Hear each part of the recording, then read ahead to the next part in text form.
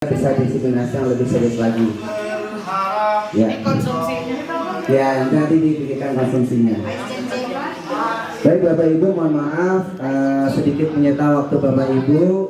Saya ingin sedikit menyampaikan tentang diseminasi budaya positif di pendidikan guru penggerak angkatan kelima. Oke, baik. Assalamualaikum warahmatullahi wabarakatuh. Bismillahirrahmanirrahim. Wassalatu wassalamu ala rasulillah nabiyina Muhammadin ibni Abdillah wa ala alihi wa sahbihi wa mawala wa la hawla wa la quwwata illa billah. Pertama-tama kita panjatkan bersyukur Allah Subhanahu wa taala atas segala rahmat, hidayah serta inayahnya kepada kita semua sehingga kita dapat berkumpul dalam rangka diseminasi guru penggerak angkatan kelima tahun 2022 dalam keadaan sehat dan tanpa halangan apapun.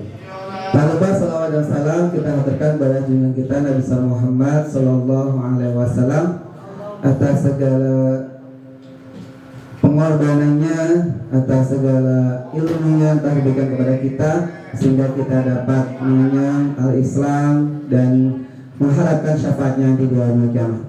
Tering doa kepada pelusa ahli keluarganya, para sahabatnya dan para pimpinan yang sedang akhir zaman. Bapak Ibu yang saya hormati, mohon izin menyita waktu sekitar siang Bapak Ibu untuk menyampaikan diseminasi materi yang telah saya terima pada saat saya mengikuti pendidikan guru penggerak angkatan kelima. Materinya itu terkait dengan budaya positif yang tujuannya bagaimana kita bisa mengembangkan budaya positif di lingkungan sekolah kita. Ada kurang lebih sekitar 6 materi yang ingin saya sampaikan. Yang pertama adalah kebutuhan dasar manusia, kemudian teori motivasi, nilai keyakinan, disiplin positif, teori kontrol, dan segitiga restitusi. Sebelumnya kita coba flashback terlebih dahulu terhadap pemikiran pendidikan menurut KHD atau Ki Hajar Dewantara yang kita kenal sebagai Bapak Pendidikan Indonesia. Dalam pemikiran Ki Hajar Dewantara telah terangkan bahwa sebenarnya pendidikan itu adalah menuntun peserta didik untuk mendapatkan kebahagiaan dunia dan akhirat. Dan sekolah itu ibaratnya adalah seperti menanam padi, ibaratnya sawah tempat kita menanam padi.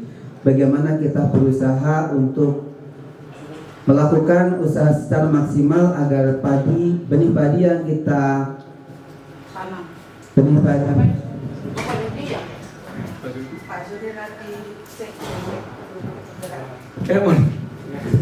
mohon maaf Pak.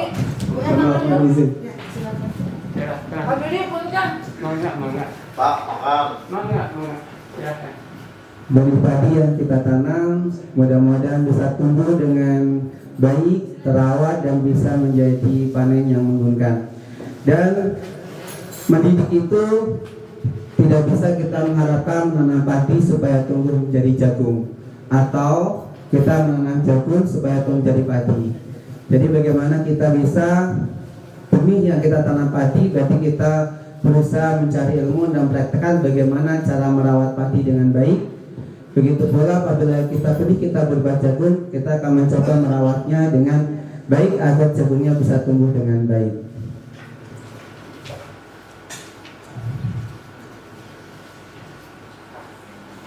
Selanjutnya adalah apakah pentingnya menciptakan lingkungan budaya positif di lingkungan sekolah? Kemudian apa hubungan menciptakan budaya positif dengan proses pembelajaran yang berpihak pada murid? Bayangkan Bapak dan Ibu sedang menyimpan sesuatu yang sangat berharga di kepalan tangan Bapak Ibu. Kemudian ada teman Bapak Ibu ingin membuka kepalan tangan Bapak Ibu dengan membujuk, memarahi, menggoda, menggelitik, bahkan menawari uang. Apakah Bapak Ibu akan buang kepalan tangan tersebut?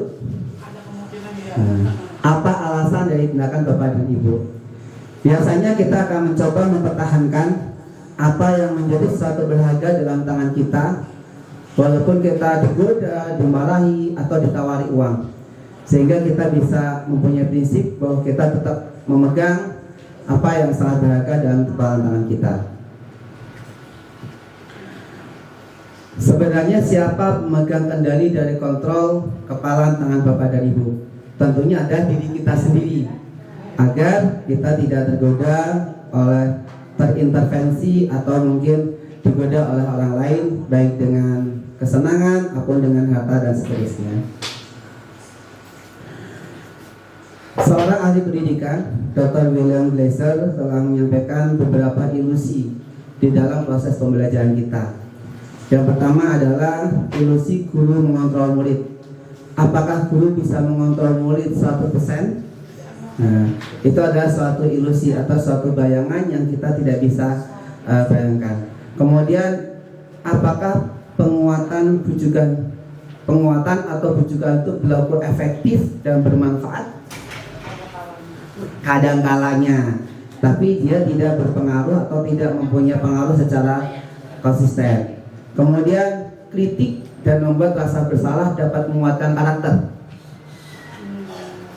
Ya, tentunya tidak, karena tergantung kepada objeknya. Apakah bisa menguatkan karakter atau malah justru bisa membunuh karakter tersebut. Kemudian ilusi bahwa orang dewasa memiliki hak untuk memaksa.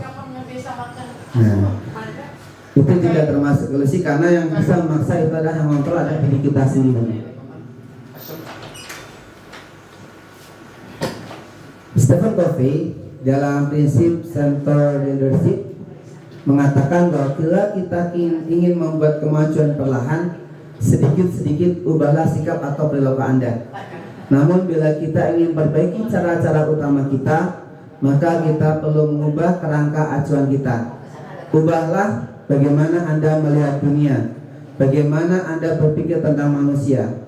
Ubahlah paradigma Anda, skema pemahaman dan penjelasan aspek-aspek tertentu tentang realitas. Artinya, perubahan itu berjalan secara kontinu, secara perlahan-lahan, tetapi tetap konsisten, sehingga kita akan bisa merubah minimal dunia sekitar kita, lingkungan sekitar kita. Ini ada beberapa contoh, ada perbandingan antara stimulus respon dan teori kontrol. Mungkin kita sudah mengenal dalam proses pembelajaran, yaitu stimulus dan respon. Stimulus itu kita memberikan rangsangan, respon bagaimana orang merespon stimulus yang kita berikan. Atau teori kontrol, bagaimana kita bisa mengontrol anak didik kita. Nah, kalau stimulus respon berarti kebutuhan kita sama-sama ingin. Tapi kalau kontrol berbeda. Kenapa berbeda? Karena ada yang bagian dikontrol dan ada bagian pengkontrol. Kemudian seorang melihat hal yang sama. Kalau di terkontrol, setiap orang memiliki gambaran yang berbeda. Karena mungkin dari sudut pandang yang berbeda. Apakah dia sebagai diberikan aturan sama yang menegakkan aturan. Kita mencoba mengubah orang agar berpandangan sama dengan kita. Kalau tidak kontrol, kita berusaha memahami pandangan orang lain tentang dunia. Kalau stimulus respon, perilaku buruk dilihat sebagai suatu kesalahan. Kalau teori kontrol, semua perilaku memiliki tujuan, termasuk mungkin anak didik kita yang mungkin melakukan suatu pelanggaran, maka bisa jadi mungkin ada hal-hal yang kita tidak tahu di balik tujuan tersebut. Kemudian kalau stimulus respon, orang lain bisa mengontrol saya, tapi kalau teori kontrol, hanya Anda yang bisa mengontrol diri Anda. Artinya keputusan apa yang diambil itu keputusan yang bertanggung jawab terhadap diri dia sendiri. Kemudian kalau stimulus respon, saya bisa mengontrol orang lain. Kalau teori kontrol, Anda tidak bisa mengontrol orang lain. Kemudian pemaksaan ada pada saat bujukan gagal.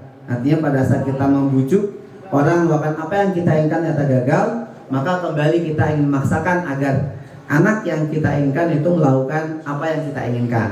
Padahal kalau teori kontrol, kolaborasi dan konsensus menciptakan pilihan-pilihan baru. Artinya kita bisa mengkolaborasikan dengan peserta didik, kemudian kita membuat konsensus persetujuan-persetujuan agar ada pilihan-pilihan baru bagaimana kita bisa mengubah perilaku budaya anak. Kemudian stimulus respon itu berpikirnya menang kalah, karena saya sudah memberikan stimulus, responnya berarti bisa menang dan kalah. Tapi kalau ini model berpikir win-win solution, atau berpikir menang-menang, atau tidak ada yang kalah.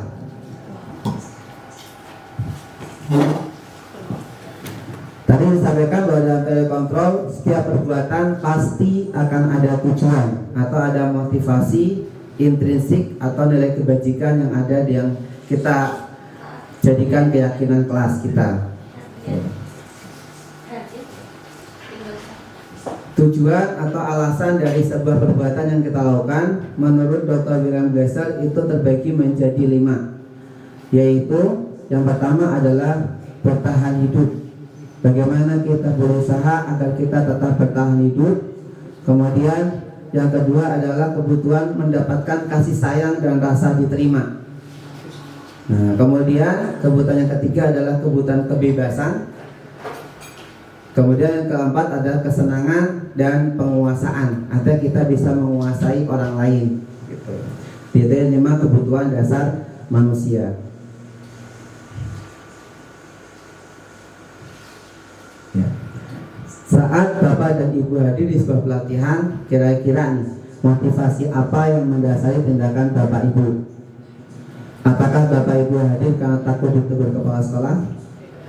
Ataukah Bapak dan Ibu hadir karena ingin terpuji atau mendapat penghargaan dari kepala sekolah? Tidak. Apakah Bapak dan Ibu hadir karena ingin menjadi pembelajar sepanjang hayat? Ya, berarti Bapak Ibu hadir berarti karena kesadaran ingin menjadi pembelajar sepanjang hayat. Oh ya, sensei. Ya, ada 3 motivasi seseorang melakukan. Ini pernah saya sampaikan pada saat menjadi pembina upacara saat itu, yang diprotes sama Bu Endang, kelamaan katanya. Sampai 21 menit. Ya, ini 3 motivasi menurut Diana Gosen dalam melakukan sebuah perbuatan. Motivasi yang pertama biasanya itu adalah motivasi menghindari hukuman atau rasa sakit atau ketidaknyamanan. Kemudian motivasi yang kedua, motivasi mendapatkan imbalan atau penghargaan dari orang lain. Dan motivasi yang ketiga adalah menghargai diri sendiri dengan nilai kebajikan yang dipercaya. Menurut Bapak dan Ibu, kira-kira nih anak-anak kita, siswa SMA 17 itu berperilaku mentaati aturan itu karena motivasi pertama, kedua, atau ketiga? Oh, motivasi ke-1. Berarti masih motivasi menghindari rasa sakit atau ketidaknyamanan ya. Ya, berarti merupakan PR yang sangat besar bagi kita. Bagaimana kita bisa merubah paradigma atau motivasi di anak didik kita supaya naik level. Tidak hanya karena menghindari rasa sakit, tetapi bisa juga mungkin mendapatkan imbalan atau penghargaan. Walaupun ini masih ekstrinsik karena berkaitan dengan respon dari luar. Harapan kita, mudah-mudahan anak kita itu sudah masuk ke level ketiga, yaitu menghargai diri sendiri dengan nilai kebajikan yang dipercaya. Artinya mereka mentaati aturan yang ada di sekolah karena kesadaran, karena ingin, karena tahu bahwa di mana bumi dipijak, di situ langit dijunjung. Bagaimana kita berperilaku, bagaimana kita berpakaian, itu karena kesadaran atas nilai kebajikan yang dipercaya. Baik, mudah-mudahan. Nah, pertanyaan tadi, menurut Bapak Ibu dari ketiga jenis motivasi tadi, motivasi manakah yang saat ini paling banyak mendasari perilaku kita sekolah? Tadi kita sepakat ya, baru pada level 1 karena menghindari rasa sakit atau ketidaknyamanan. Kita coba, ini ada contoh kasus. Ibu Anas, guru kelas 2 SD mendapatkan masalah. Murid-muridnya tidak bisa tertib berdiri anti di depan pintu kelas dan selalu berebutan masuk ke dalam kelas setelah jam istirahat usai. Ini tentunya sangat mengganggu proses pembelajaran, di mana kelas tidak dapat mulai tepat waktu karena Ibu Anas sibuk menenangkan murid-muridnya untuk waktu cukup lama.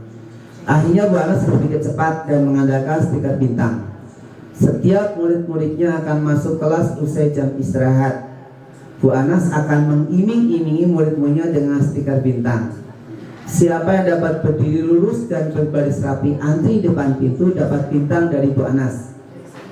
Sebagian besar murid-muridnya menyambut tantangan tersebut dan langsung berdiri rapi di depan pintu agar mendapatkan stiker bintang.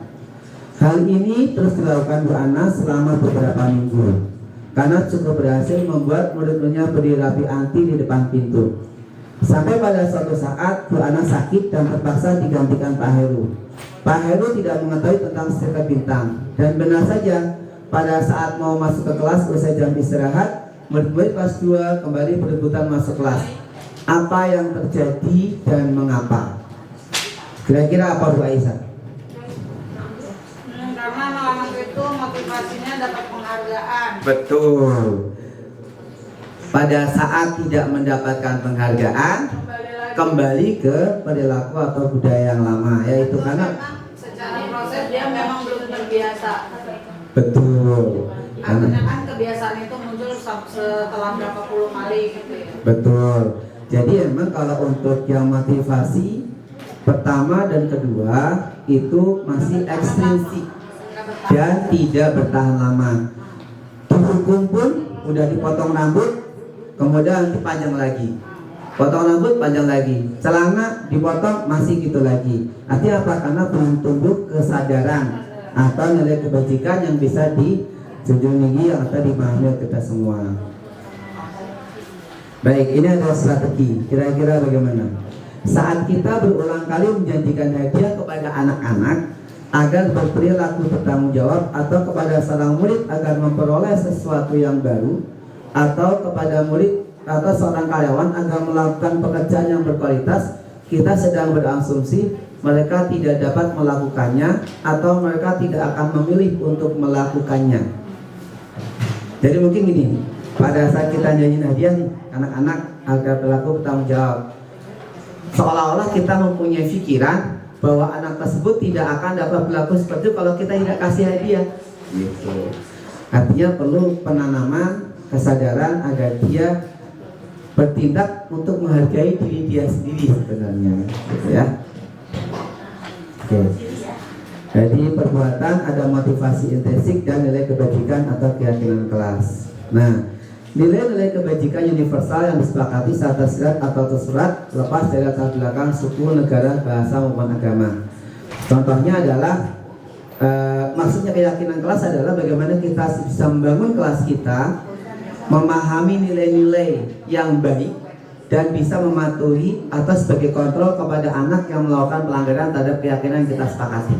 Itu intinya seperti itu.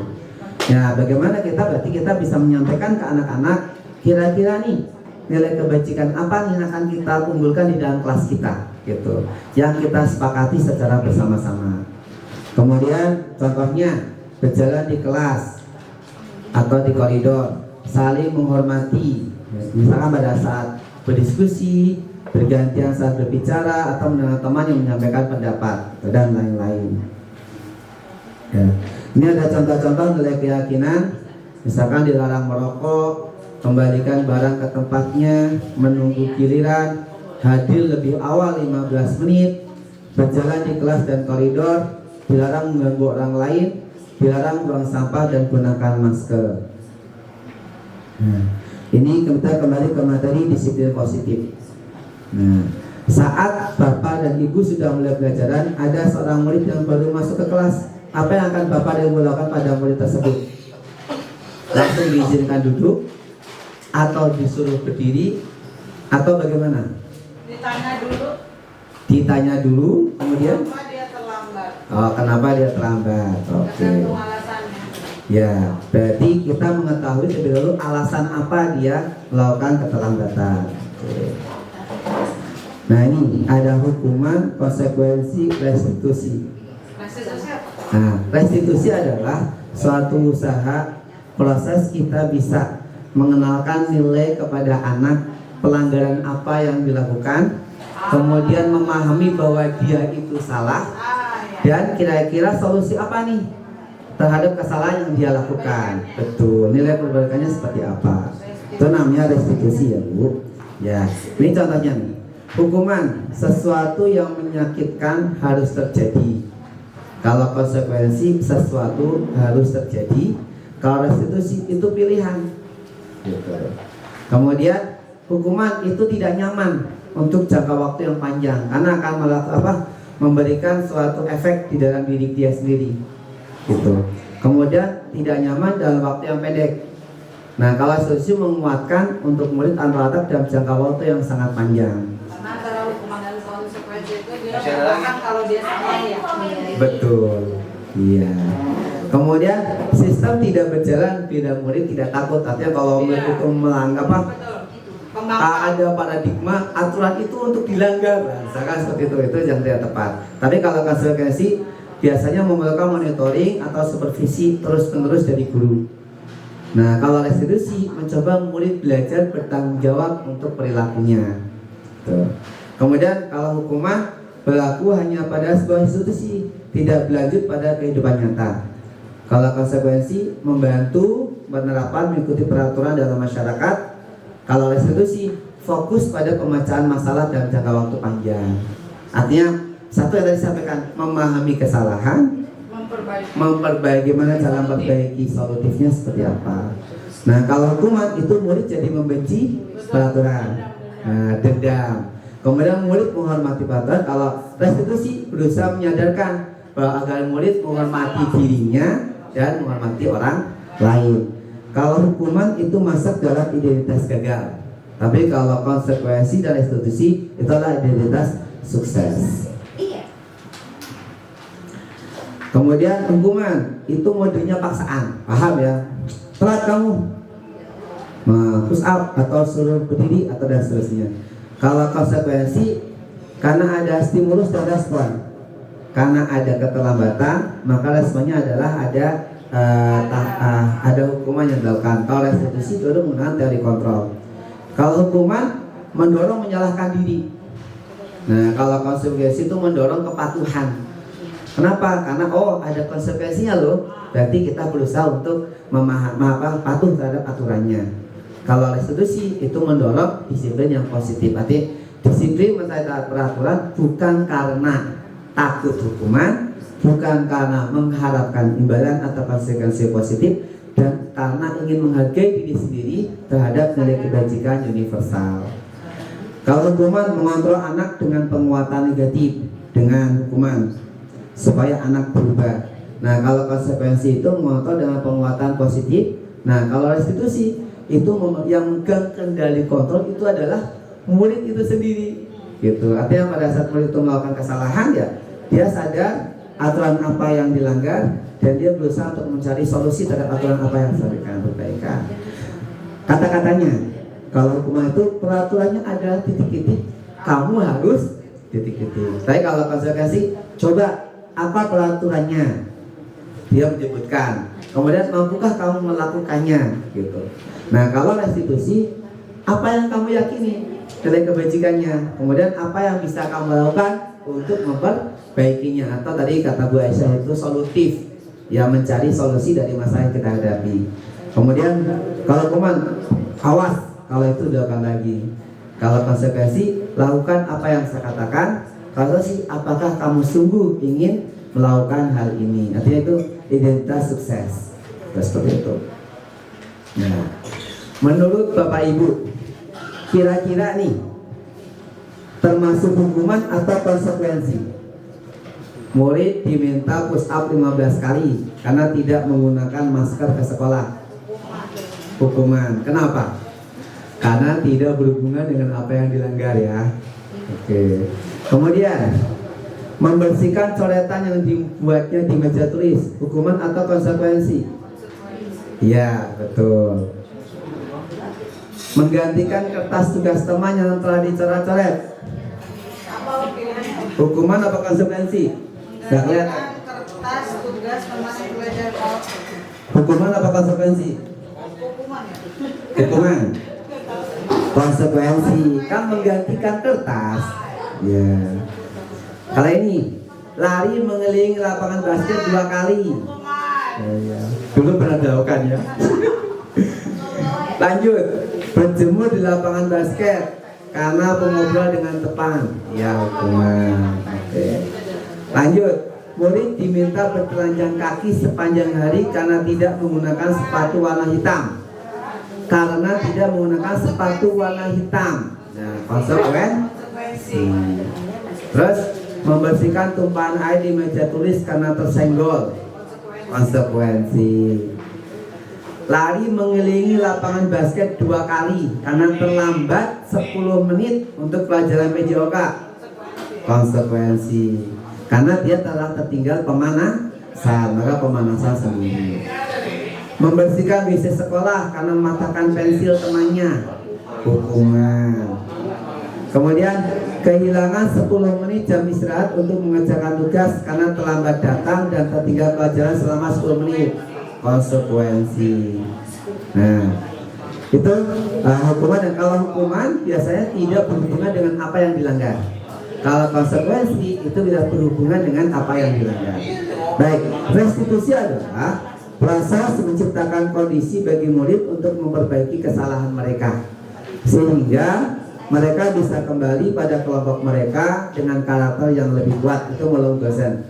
Kemudian restitusi juga merupakan proses kolaboratif, artinya proses kerjasama antara guru dengan murid, mengajarkan murid untuk mencari solusi untuk masalah yang dihadapi dan bantu murid berpikir tentang orang seperti apa yang mereka inginkan dan bagaimana mereka harus memperlakukan orang lain. Artinya dikembalikan lagi kepada dia. Betul, artinya menghargai diri dia sendiri dengan menghargai orang lain atau memahami nilai apa yang dilanggar dan bagaimana kita bisa. Nah, ini ciri restitusi. Restitusi bukan untuk menebus kesalahan, namun untuk belajar dari kesalahan. Restitusi untuk memperbaiki hubungan. Restitusi ada tawaran, bukan paksaan. Restitusi menuntun untuk melihat ke dalam diri. Kemudian restitusi mencari kebutuhan dasar yang mendasari tindakan. Restitusi diri adalah cara yang paling baik. Restitusi fokus pada karakter, bukan tindakan. Kemudian restitusi menguatkan dan fokus pada solusi. Nah, ini ada 5 posisi kontrol. Tinggal kita berada di posisi yang mana. Yang pertama adalah penghukum. Kemudian yang kedua adalah pembuat rasa bersalah. Yang ketiga adalah sebagai teman. Dan yang keempat sebagai pemantau. Dan yang kelima sebagai manajer. Kegedean. Oh iya.